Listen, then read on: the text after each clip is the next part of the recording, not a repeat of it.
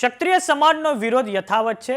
જામનગરમાં પોલીસ સાથે રાજપૂત સ્ત્રીઓના સંઘર્ષને લઈને રાજકોટમાં ક્ષત્રિય સમાજના આગેવાનો ભાજપના કાર્યાલય પર પહોંચ્યા હતા। એમણે શું કહ્યું સાંભળીએ। અને કાયદાની મર્યાદામાં તમે લાખોની સંખ્યામાં આવો છો, તમે 5 જણા કોઈ કૃત્ય કરો અને આખો સમાજ બદનામ થાય અને પોલીસ સાથે ઘર્ષણ થાય તો પોલીસ સાથે ઘર્ષણ ન ઉતારવામાં તમે ડાયવર્ટ થઈ જશો કે પોલીસને તમે સામસામે આવી જશો, કાયદોને તમે સામસામે આવી જશો, પરસોત્તમભાઈ સાઈડમાં રહી જશે।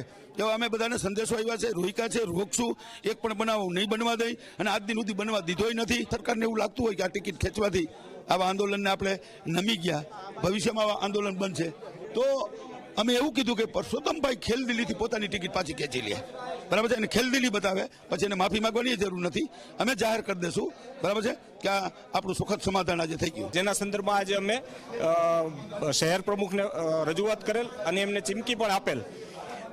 રાજ શેખાવતજીની એકવાર પોલીસે પાઘડી ઉડાડી દીધી, કાલે બહેનોને માથે ઓઢેલું હતું એ ખેંચી લેવામાં આવ્યું અને બહેનોને ધક્કે ચડાવી અને જે આપણે એમ વિચારીએ ને કે આવું અભદ્ર કાર્ય કોઈ નાનામાં નાનો માણસ હોય પણ એ પણ ન કરી શકે એવું જે ગુજરાત પોલીસે કામ કર્યું છે એના સંદર્ભમાં અમે આ રજૂઆત કરવા આવેલ છે।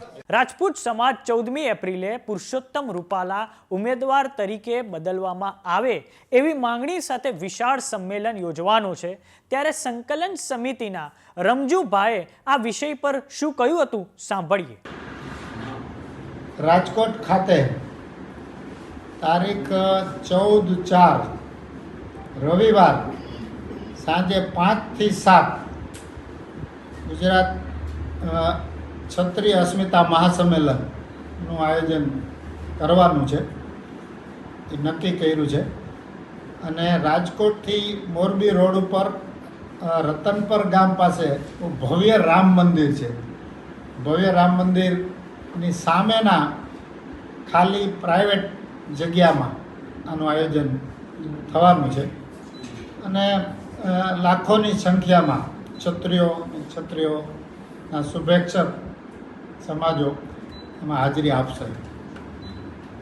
આપ સર્વને ખ્યાલ છે, આના પહેલાં ધંધુકામાં સંમેલન થયું, એના પહેલાં જિલ્લે જિલ્લે સંમેલનો થયા, પણ આપણે આ મુદ્દાને એક જાહેર જીવનમાં શુદ્ધિકરણ, જાહેર જીવનમાં નૈતિકતાનું જે ધોવાણ થયું છે એને અટકાવવા માટેનો પ્રયાસ આના દ્વારા થાય, શ્રી પરસોત્તમભાઈની ઉમેદવારી રદ થાય એટલા માટે આપણે એક દાખલો એવો બેસાડવા માગીએ છીએ કે પૂર્વજોએ ઘણા વર્ષોથી, સંતો મહંતોએ, પૂર્વજોએ, ભારતની પ્રજાએ જે ભારતનું નિર્માણ કર્યું એમાં અત્યાર સુધી જે કાંઈ મૂલ્યો, સારા મૂલ્યોને આપણે જાળવી શક્યા ને એમાં જે ખામી હવે આવી રહી છે ને કોકને કોક જગ્યાએ અટકાવવી જરૂરી છે, કોકને કોક જગ્યાએ એમાં શુદ્ધિકરણ કરવું જરૂરી છે, દેશની એકતા માટે જરૂરી છે, દેશના વિકાસ માટે જરૂરી છે,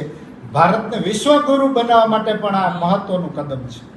એટલા માટે આમાં અમે અમારી કોઈ એવી માંગણી નથી, વ્યક્તિગત માંગણી માટેની આ ઝુંબેશ નથી, આ લડત નથી, અને એના માટે મહાસંમેલનનું આયોજન 14 તારીખે રાજકોટ ખાતે કરવામાં આવશે, એ આપ સર્વેને હું જણાવું છું।